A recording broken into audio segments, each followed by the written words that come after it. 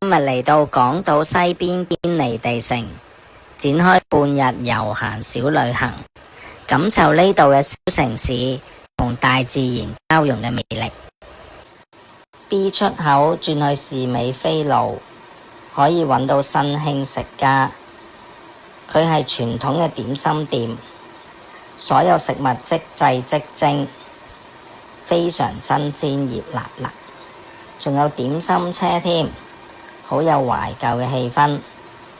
炸鮮奶、咖喱牛肚非常美味，大家記得試啊。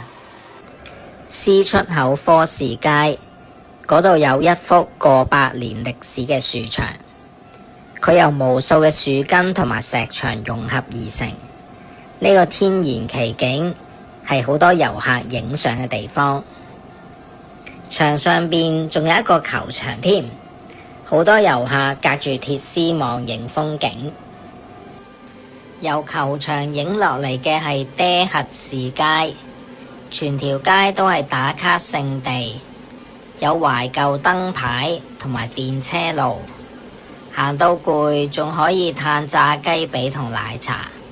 手信店佈置到似電車站，好有特色。望上天有藍天白雲，特別心情舒暢。行到最尾就係堅尼地城新海旁，呢度視野廣闊，可以飽覽風景，又可以感受涼風。喺路旁有一間咖啡店，可以上2樓嘆咖啡兼欣賞無敵海景。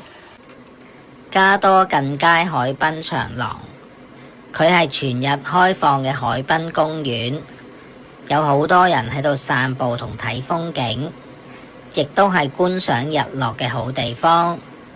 佢擺放咗吉祥物有建樹，鼓勵市民關注身邊有需要嘅社群。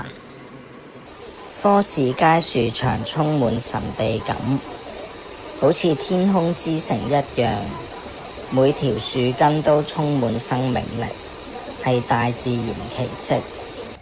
嚟到海邊就好似入樽主題曲入邊嘅鎌倉，海天一色，充滿青春同埋夢想。